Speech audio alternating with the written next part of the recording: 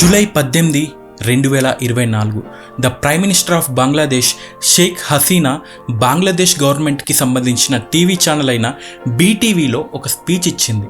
ఆమె ఇచ్చిన ఆ ఒక్క స్పీచ్ ఈరోజు ఆమెని కుర్చీ నుండి దింపి దేశం విడిచి పారిపోయేలా చేసింది. 1971లో దేశ స్వాతంత్రం కోసం పోరాడిన కుటుంబ సభ్యులకి దేశంలో ఉన్న 30% ఉద్యోగాలు కల్పిస్తూ ప్రభుత్వం రిజర్వేషన్లు ప్రవేశపెట్టింది. అంటే 53 సంవత్సరాల నుండి 30% ఉద్యోగాలు అప్పటి స్వతంత్ర పోరాటం చేసిన వాళ్ళ వారసులకి దక్కుతున్నాయి. దీన్ని రద్దు చేయాలని డిమాండ్ చేస్తూ విద్యార్థులు తీవ్ర నిరసన కార్యక్రమాలు చేపట్టారు. ఈ ఉద్యమం ఎంత తీవ్రంగా ఉంది అంటే ఈ ఉద్యమంలో సుమారు 300 మందికి పైగా ప్రాణాలు కోల్పోయారు. ఇది కేవలం రికార్డులో నమోదైన నంబర్ మాత్రమే. రికార్డ్ చేయని మరణాలు చాలా ఉంటాయని అక్కడ ప్రజలు అంచనా వేస్తున్నారు. కుర్చీ నుండి దిగిపోయి దేశం విడిచి పారిపోయేంతగా చేసిన స్పీచ్లో ఏముంది? ఆగస్టు 7న ఈ రిజర్వేషన్స్ గురించి అక్కడి సుప్రీంకోర్టు తన తీర్పును చెప్పనుంది. కానీ దానికి ముందే షేక్ హసీనా రాజీనామా చేయడానికి గల కారణం ఏంటి? ప్రస్తుతం బంగ్లాదేశ్ అల్లర్లతో అట్టుడికిపోతుంది. ఈ అల్లర్లకు కారణం ఏంటో తెలియాలి అంటే ఈ వీడియో పూర్తిగా చూడండి. బంగ్లాదేశ్లో జరుగుతున్న ఈ గొడవలకి కారణం ఏంటో పూర్తిగా తెలుసుకోండి. ఇప్పుడు జరుగుతున్న ఈ గొడవలకి కారణం తెలియాలి అంటే మనం కాస్త వెనక్కి వెళ్ళాలి. బ్రిటిష్ వాళ్ళు దేశం విడిచి వెళ్ళాక మన నుండి పాకిస్తాన్ అండ్ బంగ్లాదేశ్ విడిపోయాయి. అయితే ఇప్పుడున్న బంగ్లాదేశ్ మాత్రం పాకిస్తాన్తో కలిసి ఉండేది. ప్రస్తుత పాకిస్తాన్ని వెస్ట్ పాకిస్తాన్ అని, ఇప్పుడున్న బంగ్లాదేశ్ని ఈస్ట్ పాకిస్తాన్ అని పిలిచేవారు. 24 ఇయర్స్ పాటు పాకిస్తాన్ చేతిలోనే అనేక రకాలైన ఇబ్బంది పడుతూ ఈస్ట్ పాకిస్తాన్ ఉండేది. పాకిస్తాన్ చేస్తున్న పరిపాలన లోపాలు, వివక్షత చూపటంతో సహనం నశించిన అక్కడి ప్రజలు తిరుగుబాటు చేశారు. పాకిస్తాన్తో కలిసి ఉండలేము, మా ప్రాంతాన్ని మేమే పాలించుకుంటాము అని ప్రత్యేక దేశం కావాలి అంటూ అక్కడి ప్రజలు నిరసనలు చేయటం ప్రారంభించారు. ఈ నిరసనలు యుద్ధానికి దారితీశాయి. ఈ యుద్ధాన్ని బంగ్లాదేశ్ లిబరేషన్ వార్ లేదా బంగ్లాదేశ్ వార్ ఆఫ్ ఇండిపెండెన్స్ అని పిలుస్తుంటారు. పాకిస్తాన్ సైనికులు చేసిన అరాచకాలకు ఎన్నో లక్షల మంది అమాయక ప్రజలు బలయ్యారు. లక్షల్లో దేశం వదిలి వలస వెళ్లటం ప్రారంభించారు. ఇండియా సపోర్ట్ తో బంగ్లాదేశ్ విజయం సాధించి స్వతంత్ర దేశంగా ఆవిర్భవించింది. అయితే ఈ యుద్ధంలో అత్యంత కీలక పాత్ర పోషించింది అవామీ లీగ్ అనే పొలిటికల్ పార్టీ. ఆ పార్టీలో ఉన్న షేక్ ముజిబుర్ రెహమాన్ అనే నాయకుడు. స్వతంత్రం వచ్చాక అవామీ లీగ్ పార్టీ విజయం సాధించి గవర్నమెంట్ ఫామ్ చేసింది. పదవిలోకి రాగానే ముజిబుర్ రెహమాన్ ఆ దేశంలో ఎన్నో మార్పులు తీసుకొచ్చారు. అలాంటి మార్పుల్లో ఒకటి రిజర్వేషన్స్. అక్కడి ఉద్యోగాల్లో 10% ఉద్యోగాలు యుద్ధంలో అన్ని కోల్పోయిన బాధిత మహిళలకు, 40% వెనుకబడిన జిల్లాల ప్రజలకి కేటాయించారు. 30% కోటాని స్వతంత్ర పోరాట సమయంలో పాల్గొన్న ఫ్రీడమ్ ఫైటర్స్ కోసం కేటాయించారు. ఇక కష్టపడి చదువుకొని మెరిట్ సాధించిన వారి కోసం కేవలం 20% మాత్రమే కోటాని కేటాయించారు. బంగ్లాదేశ్ అధ్యక్షుడు షేక్ ముజిబుర్ రెహమాన్ ని 1975లో హత్య చేశారు. అతను చనిపోయిన తర్వాత అవామీ లీగ్ అధికారం నుండి తొలగించబడింది. ఆ తర్వాత అధికారంలోకి వచ్చిన పార్టీ బంగ్లాదేశ్ కృషక్ శ్రామిక్ అవామీ లీగ్. ఈ పార్టీ అధికారంలోకి రాగానే రిజర్వేషన్ లో కొన్ని మార్పులు చేశారు. మెరిట్ పైన వచ్చే వారి కోసం 20% నుంచి 44% వరకు పెంచారు.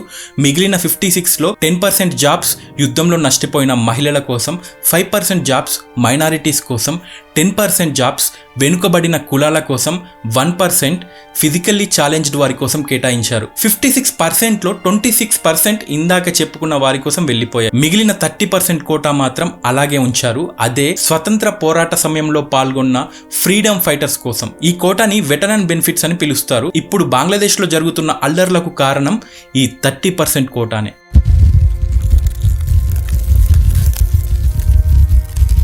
1971లో బంగ్లాదేశ్ స్వతంత్ర ఉద్యమంలో ప్రధాన పాత్ర పోషించి ఫాదర్ ఆఫ్ నేషన్ గా పేరు పొందిన షేక్ ముజిబుర్ రెహమాన్ యొక్క కూతురే ఇప్పుడు బంగ్లాదేశ్ ప్రస్తుత ప్రధానమంత్రి. ఆమె పేరే షేక్ హసీనా. 2009 నుండి అంటే వరుసగా 15 సంవత్సరాల పాటు బంగ్లాదేశ్ కి ఈమెనే ప్రధానమంత్రిగా ఉన్నారు. ఈ ఉద్యోగ నియామకాల్లో ఫ్రీడమ్ ఫైటర్స్ కోసం కేటాయించిన వెటరన్ బెనిఫిట్ కోటాని అడ్డం పెట్టుకొని అవామీ లీగ్ పార్టీకి సంబంధించిన కొందరు వ్యక్తులు ఉద్యోగాలు పొందుతున్నారు అనే ఆరోపణలు వచ్చాయి. 50 సంవత్సరాల క్రితం ఎంతో నష్టపోయి అప్పటి స్వతంత్ర సమరయోధుల రిలీఫ్ కోసం ఈ 30% కోటాని ప్రవేశపెట్టారు. అంతవరకు బాగానే ఉంది, దాన్ని ఎవరు విమర్శించలేదు. కానీ గడిచిన 50 సంవత్సరాల్లో వాళ్ళ కొడుకులు, మనవళ్ళు కూడా ఈ కోటాని ఆసరాగా చేసుకుని లబ్ధి పొందుతున్నారు. ఇదే ప్రస్తుత విద్యార్థులకు నచ్చలేదు. దీని వలన ఎంతో మంది అర్హత కలిగిన విద్యార్థులు ఉద్యోగాలు లేక రోడ్డున పడుతున్నారు. ఈ కోటాని ప్రవేశపెట్టిన పార్టీ అవామీ లీగ్ పార్టీ. ప్రస్తుతం అధికారంలో ఉన్న పార్టీ కూడా అవామీ లీగ్ పార్టీయే. అయితే విద్యార్థుల్లో సహనం కోల్పోయి వీధుల్లోకి వచ్చి ఈ కోటాని తీసేయాలని 2018లో నిరసనలు చేయటం ప్రారంభించారు. నిరసనలు ఎక్కువ అవటంతో ప్రైమ్ మినిస్టర్ షేక్ హసీనా ఈ కోటాని రద్దు చేయాలని ఆర్డర్స్ ఇచ్చింది. కానీ దీన్ని బంగ్లాదేశ్ ఫ్రీడమ్ ఫైటర్స్ అసోసియేషన్ వ్యతిరేకిస్తూ హైకోర్టులో కేసు వేశారు. అప్పటి నుండి అది కోర్టులోనే ఉంది. ఈ కేసుని ఇదే సంవత్సరం అంటే జూన్ 2024లో వెటరన్ బెనిఫిట్ కోటాని సమర్థిస్తూ హైకోర్టు తన తీర్పునిచ్చింది. ఈ తీర్పు వెలువడగానే 2018లో పాక్షికంగా ఆగిపోయిన ఉద్యమం మళ్లీ మొదలైంది. ఉద్యమం తీవ్ర స్థాయికి చేరింది. అవామీ లీగ్ పార్టీకి సపోర్ట్ గా బంగ్లాదేశ్ స్టూడెంట్స్ ఆర్గనైజేషన్ అయిన ఛాత్రా లీగ్ నిలబడింది. విద్యార్థులకి సపోర్ట్ గా బంగ్లాదేశ్ లోని ప్రతిపక్ష పార్టీలు నిలబడ్డాయి. ఢాకా విశ్వవిద్యాలయంలోని విద్యార్థులు నాయకత్వం వహించారు. విద్యార్థులకి ప్రభుత్వం మధ్య ఘర్షణలు రాజకీయ ఘర్షణలుగా మారిపోయాయి. విద్యార్థులు ప్రభుత్వ ఆస్తులు ధ్వంసం చేస్తుండటంతో ఉద్యమం నెక్స్ట్ స్టేజికి వెళ్ళిపోయింది. దీంతో పోలీసులు విద్యార్థులపైకి కాల్పులు చేయటం మొదలుపెట్టారు. విచక్షణారహితంగా విద్యార్థులపై దాడులు చేయటం ప్రారంభించారు. ఈ దాడుల్లో ఇప్పటి వరకు 300కి పైగా విద్యార్థులు మరణించారు. ముందు చెప్పినట్లుగా ఇది రికార్డ్స్ లో నమోదైన మరణాలు మాత్రమే. ఉద్యమం తారాస్థాయికి చేరుకొని ప్రధానమంత్రి హసీనా రాజీనామా చేసేంతలా, విద్యార్థుల ఆవేశం కట్టలు తెచ్చుకునేంతలా చేసిన షేక్ హసీనా ఇచ్చిన ఆ స్పీచ్ లో ఏముంది?